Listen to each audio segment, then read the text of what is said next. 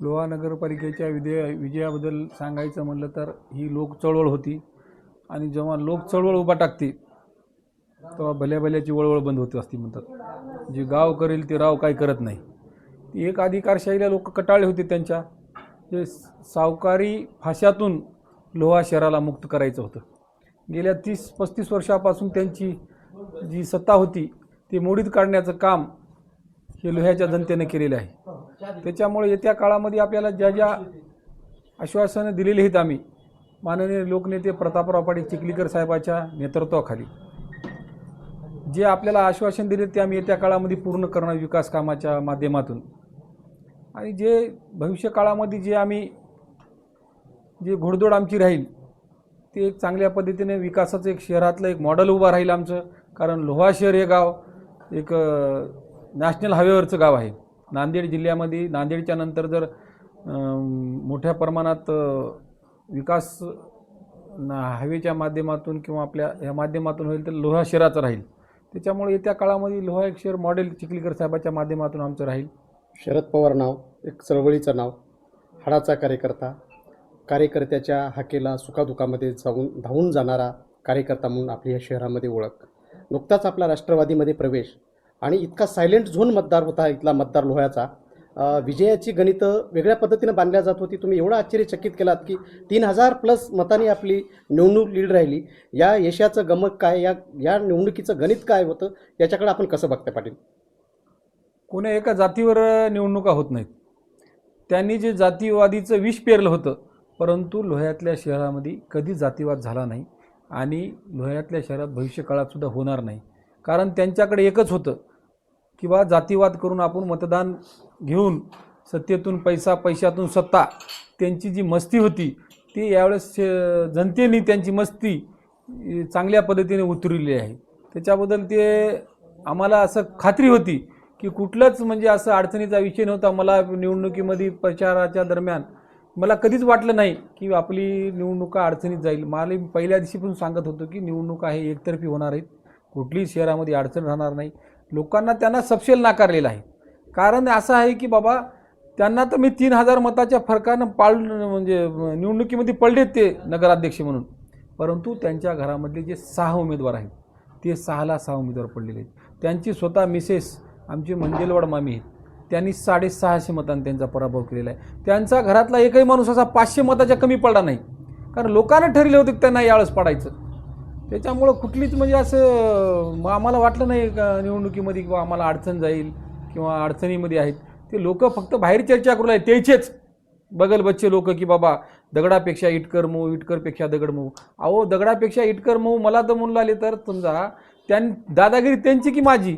अहो त्यांनी न बोलता लोकांचे पुरे पैसे खाऊन गेले. त्यांची दादागिरी. आम्ही तरी नुसतं बोलले असताल कोणा तर त्याने न बोलता पैसे खाऊन गेले. अशा पद्धतीची दादागिरी होती. ते लोकांनी मोडीत काढली दादागिरी. लोकांना नको आहे आता घरामध्ये बसून काम करणारा माणूस. जे म्हणतात ना माझं गाव माझी जबाबदारी असती, परंतु त्या माणसाचं काम असं होतं की माझं गाव माझी जहागिरी म्हणून त्यांनी 6 माणसं उभा केली. पण लोकांना त्यांना सपशेल नाकारलेलं आहे. या महाराष्ट्र राज्याचे मुख्यमंत्री, या महाराष्ट्र राज्याचे माजी मुख्यमंत्री, अनेक मंत्री, अनेक आमदार, अनेक पक्षाचे भाजपाचे मोठे मोठे लोकांनी इथं सभा घेतल्या. पण शरद पवार हेच ब्रँड इथल्या लोह्याच्या लोकांनी पुन्हा एकदा शरद पवार नावावर ब्रँडवर विश्वास दाखवला. एवढ्या मोठ्या लोकांच्या सभा होऊनही आपला विजय झाला आहे. आपण 17 लोकांना घेऊन आपण या निवडणुकीमध्ये यशस्वी झालात. खरंच भविष्यामध्ये शहराच्या मॉडेलच्या विकासाबद्दल आपल्याकडं काय भूमिका आहे आणि शहराकडं कुठल्या दृष्टीनं काम करण्यासाठी आपले पहिले प्रश्न असतील किंवा आपण त्याला प्राधान्य द्याल? हार वार का पलटवार हूँ मैं, यूही नाही कहलाता मी शरद पवार हूँ मैं. कोण लोहा शहरामध्ये आले कोण गेले ह्याला काही महत्त्व नाही. लोकांमध्ये मी राहणारा माणूस आहे, लोकांच्या चळवळीत जाणार आहे. त्या माणसानं कधी कोणाच्या सुखदुःखात गेलेला नाही, कधी पोलीस स्टेशन नाही, कधी दवाखाना नाही, कधी नगरपालिकेचं काम सार्वजनिक काम असेल, कधी बचत गटाचं असेल, कधी घरकुलाचं असेल, कुठल्याच कामात त्या माणसाने लक्ष दिले नाही. परंतु आम्ही स्वतः केव्हा पण फोन करा आम्ही उपलब्ध असतो. लोकायला उपलब्ध होणारा माणूस आजकाल आवडाला आहे. त्याच्यामुळे घरात बसून करणाऱ्या माणसाला लोकांची आज नाही मानसिकता की मतदान करून त्यांनी आमचं शहराचं नेतृत्व करावं अशा पद्धतीचं लोकांची मानसिकता आता बिलकुल नाही आहे. त्यांच्या कुटुंबापुरती नगरपालिका होती. परंतु आज ही नगरपालिका सर्वसामान्यांसाठी खुली राहणार आहे. सर्वसामान्यांचे प्रश्न आम्ही समोर घेणार आहेत. जे लोह्यातल्या अडचणी जे 10 वर्षात कोणी मागच्या काही केल्या नाहीत, येत्या काळात आम्ही माननीय लोकनेते प्रतापराव पाटील चिखलीकर साहेब, प्रवीण पाटील चिखलीकर साहेब यांच्या माध्यमातून आणि राज्याचे अर्थमंत्री अजितदादा पवार यांच्या माध्यमातून आम्ही येत्या काळामध्ये वाटचाल आमची राहणार आहे. त्या माध्यमातून या विजयाबद्दल जनतेला आपण काय आश्वासित करणार आहात? जनतेचे कसे आभार मानता येतात? जनतेचे आभार तर आम्ही मानणारच आहोत, कारण जनतेचे आभार आम्ही जनतेच्या ऋणात राहणार आहोत. कारण माणूस आभार मानल्यावर एकदा विषय संपतोपर्यंत कायम त्यांच्या ऋणात राहून भविष्य काळाची आमची वाटचाल त्या पद्धतीने राहणार आहे. कारण येत्या काळामध्ये आपल्या लोहा शहराला एक मॉडेल आम्ही म्हणून चिखलीकर साहेबांनी सांगितलेलं आहे की येत्या काळामध्ये लोहा शहर हे मॉडेल म्हणून राहील. कारण लोहा शहरातल्या ज्या जवळपास 650 कोटी रुपयाचा विकास आराखडा त्यांनी मागच्या काळामध्ये आम्ही त्याचा तयार केलेला आहे. त्या माध्यमातून जे कामं असतील ते कामं आम्ही त्या माध्यमातून करणार आहोत. त्याच्यामुळे अडचण कुठली राहणार नाही. शेवटी आपण कसं आहे बघा, ते लोकांनी त्यांना जे नको होतं ते लोकांना नको असेल ती गोष्ट करत नाहीत. लोकांना ते नकोच होते म्हणतात ना. पहिलं आपण नेहमी म्हणतो की बाबा देवाचं गावाचं आणि गरिबाचे कोणी पैसे खाईल त्याचं बरं होणार नाही. त्याच पद्धतीनं त्यांच्यामुळं त्यांचे घरातली सगळी माणसं जे घरी बसलीत लोकांना त्याच्यामुळं त्याचं बरं झाले नाही. तुम्हाला सांगतो, लोहा शहराने घराणेशाहीला मुक्त करून महाराष्ट्राला संदेश दिलाय. त्याबरोबरच अजितदादांचे शरद पवार हे महाराष्ट्रभर गाजत आहेत. याकडे कसं पाहत? नाही, आता योगायोग असा आहे, माननीय आदरणीय शरदचंद्र पवार साहेब एक मोठे देशाचे नेते आहेत. आपण फार छोटी माणसं आहेत, तालुक्यावर गलीवर काम करणारी माणसं आहेत. ते आता ते वरच्या लेवलची गोष्ट आहे. परंतु ज्यावेळेस माननीय शरदचंद्र पवार साहेब मुख्यमंत्री झाले आणि त्यावेळेस मी त्यावेळेस जन्म झाला माझा, त्यावेळेस माझ्या आजोबानं माझं नाव शरद ठुलं. त्याच्यामुळे ते योगायोग सगळा आमचं अण्णाव पवार सगळ्या गोष्टी आता एकूण एकाला घडून आलेल्या आहेत. त्याच्यामुळं मी त्या विषयावर काही आता टिप्पणी करणं योग्य दिसत नाही. आपण कंधार लोहा तसेच महाराष्ट्राच्या झालेल्या नगरपालिकेच्या सार्वत्रिक निवडणुकीच्या निमित्तानं लोह्याच्या नूतन नगराध्यक्ष यांच्यासोबत आहोत. आपल्यासोबत आत्ताच लोहा नगरपालिकेचे नूतन नगराध्यक्ष शरद पवार साहेब यांनी त्यांच्या विजयाचं श्रेय त्यांनी सर्व जनतेला दिलं.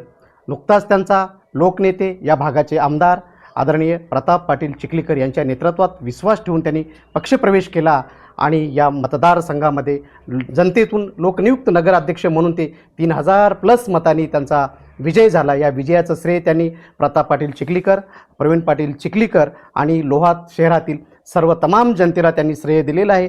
त्याचबरोबर नवयुवकाचा चेहरा, विकासाचा चेहरा, अडीअडचणीचा चेहरा, सुखादुखात धावून जाणारा, गोरगरिबांचा पाठीराखा म्हणून शरद पवार या नावाकडं लोहा शहर मोठ्या आशेनं नजर लावून बसलेला आहे. आणि त्याचाच भाग म्हणून की काय या निवडणुकीमध्ये जय पराजयाच्या चर्चा होत असताना शरद पाटील पवार यांना 3000+ मतांनी या लोहा शहरवासियांनी निवडून दिलं.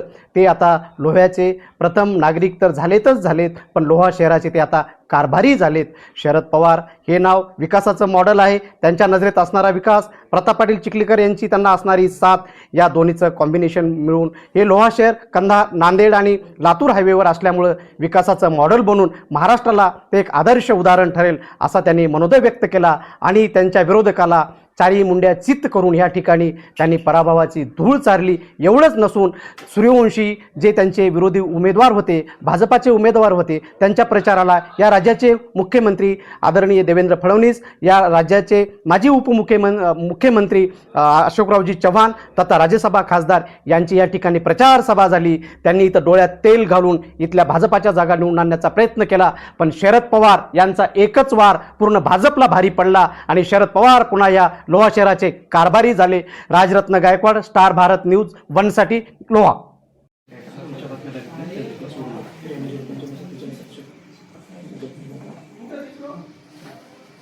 ठीक आहे.